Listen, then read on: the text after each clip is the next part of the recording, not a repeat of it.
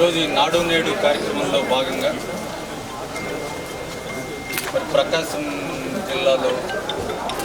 ఒంగోలులో ఉన్నటువంటి ఈ మెడికల్ కాలేజ్, అదేవిధంగా ఈ టీచింగ్ హాస్పిటల్కి సంబంధించి ఈ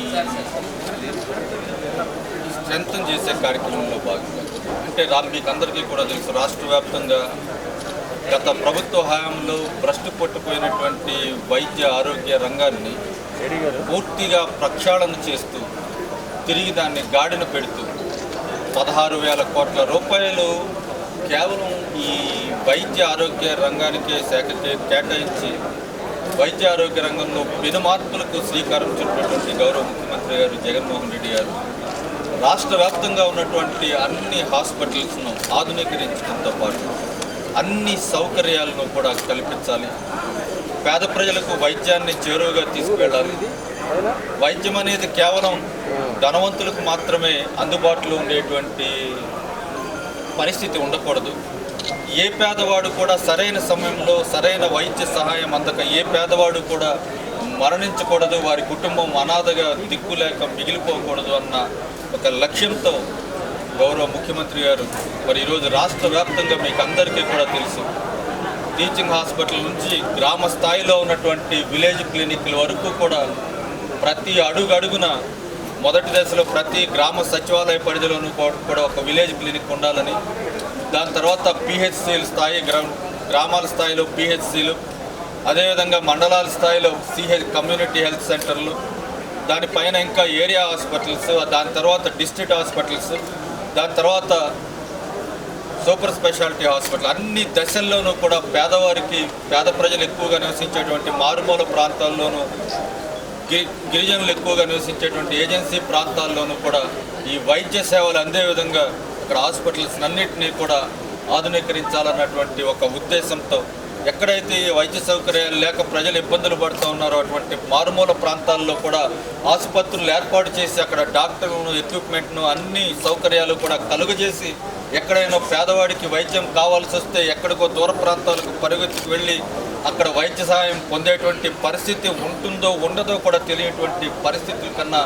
ఆయా ప్రాంతాల్లో ఎక్కడెక్కడ పేదవాడు నివసిస్తూ ఉన్నారో మారుమూల ప్రాంతాల్లో కూడా ఇప్పటివరకు ఆసుపత్రులు, ప్రధాన ఆసుపత్రులు అంటే కేవలం మనం నగరాల్లోనూ పట్టణాల్లోనూ మాత్రమే చూస్తూ ఉంటాం. అటువంటి పరిస్థితి కాకుండా మారుమూల ప్రాంతాల్లో కూడా సూపర్ స్పెషాలిటీ ఆసుపత్రుల సేవలు పేద ప్రజలకు అందజేయాలి. తెలుగుదేశం ప్రభుత్వ హయాంలో భ్రష్టు పట్టుపోయినటువంటి ఈ వైద్య ఆరోగ్య వ్యవస్థను గాడిలో పెట్టడం ద్వారా పేద ప్రజలకు చేరువుగా తీసుకువెళ్లాలన్న లక్ష్యంతో గౌరవ ముఖ్యమంత్రి గారు రాష్ట్ర వ్యాప్తంగా మొదలుపెట్టినటువంటి నాడు నేడు కార్యక్రమంలో భాగంగా ఈరోజు ఈ ఒంగోలులో ఉన్నటువంటి మెడికల్ కాలేజీకి సంబంధించి, ఈ హాస్పిటల్కి సంబంధించి ఇంకా ఏమేమి రిక్వైర్మెంట్స్ ఉన్నాయి, ఇంకా ఈ హాస్పిటల్ను కాలేజీలను స్ట్రెంథన్ చేయడానికి ఇంకేమి అదనంగా నిధులు ఇవ్వాల్సి వస్తుంది, ఇంకా ఏదైనా ఇన్ఫ్రాస్ట్రక్చర్ డెవలప్ చేయాల్సిందో, లేకపోతే ఎక్విప్మెంట్ అవసరం ఏదన్నా ఉందా, లేకపోతే డాక్టర్స్ కానీ స్టాఫ్ కొరత కానీ ఏదన్నా ఉందా, ఇవన్నీ కూడా పరిశీలన చేసి అవసరమైనటువంటి నిధులు కేటాయించడం ద్వారా ఇక్కడ ఉన్నటువంటి ఇన్ఫ్రాస్ట్రక్చర్ను డెవలప్ చేయటం, ఇక్కడ లేనటువంటి ఎక్విప్మెంట్కు ప్రతిపాదనలు తెప్పించుకుని ఆ ఎక్విప్మెంట్ అన్నింటినీ కూడా మరి ఇక్కడికి సరఫరా చేయటం, అదేవిధంగా స్టాఫ్, డాక్టర్ల కొరత ఏదైనా ఉంటే ఈ ఒంగోలు ప్రాంతానికి సంబంధించి ఆ కొరత ఎక్కువగా ఉందని చెప్పి గౌరవ మంత్రివర్యులు బాలినేని శ్రీనివాసరెడ్డి గారు, గౌరవ పార్లమెంట్ సభ్యులు, జిల్లా కలెక్టర్ గారు అందరూ కూడా మా దృష్టికి తీసుకురావడం జరిగింది. తప్పకుండా ఇవన్నీ కూడా ముఖ్యంగా ప్రకాశం జిల్లాలో ఒంగోలులో ఉన్నటువంటి ఆసుపత్రిని, కాలేజీని స్ట్రెంథన్ చేయడం ద్వారా ఈ పరిసర ప్రాంతాల్లో ఉన్నటువంటి ప్రజలందరికీ కూడా వైద్య సేవలు పొందడంలో ఉన్నటువంటి ఇబ్బందులను అధిగమించేలా పేద ప్రజలందరికీ కూడా ఆరోగ్యాన్ని చేరువుగా తీసుకువెళ్ళేలా మేము కార్యక్రమం చేపడతాం త్వరలో. దీనికి సంబంధించి ప్రతిపాదనలన్నీ కూడా మా వద్దకు ఇప్పటికే ప్రతిపాదనలన్నీ కూడా రావటం జరిగింది. ఇంకా ఏదైనా ప్రతిపాదనలు ఉన్నాయని చెప్పి ఇప్పుడు రివ్యూ చేయడం జరిగింది. పూర్తి స్థాయిలో దీని అభివృద్ధికి కావాల్సినటువంటి అవసరమైనటువంటి ప్రతిపాదనలు ఏదన్నా ఉంటే అవన్నీ కూడా తీసుకుని ఎంత ఖర్చైనా వెనుకాడకుండా గౌరవ ముఖ్యమంత్రి గారు జగన్మోహన్ రెడ్డి గారు ఒకే మాట ఆయన చెప్పడం జరిగింది, ఎక్కడ కూడా ఖర్చుకు కానీ దేనికి వెనకాడవద్దు. ఆసుపత్రులకు సంబంధించి దాన్ని అభివృద్ధి చేయటమే, బలోపేతం చేయటమే, వాటికి గాడిని పెట్టడమే లక్ష్యంగా మీరు ముందుకు వెళ్ళండి అని చెప్పినటువంటి మాటలో భాగంగా ఈరోజు ఇక్కడికి వచ్చి ఈ రివ్యూ చేయడం జరిగింది. ఇక్కడ అవసరమైనటువంటి ప్రతిపాదనలతో వెళ్తూ ఉన్నాం. తప్పకుండా దీనికి సంబంధించి రానున్నటువంటి రోజుల్లో ఈ ప్రతిపాదనలన్నింటినీ కూడా మరి కార్యరూపం దాల్చేలా అవన్నీ కూడా టెండర్లు పిలిచి దానికి సంబంధించినటువంటి అభివృద్ధి కార్యక్రమాలన్నీ కూడా త్వరలోనే మరి మొదలు పెడతామని చెప్పి తెలియజేస్తుంది కాదు. రాష్ట్ర వ్యాప్తంగా ఎక్కడెక్కడైతే ప్రభుత్వ ఆసుపత్రుల్లో ఎక్కడైతే ఖాళీలు ఉన్నాయో డాక్టర్లు కానివ్వండి, స్టాఫ్ కానివ్వండి, పారామెడికల్ స్టాఫ్ కానివ్వండి, మొత్తం అందరికీ సంబంధించి దాదాపుగా 9,700 పోస్టులను మేము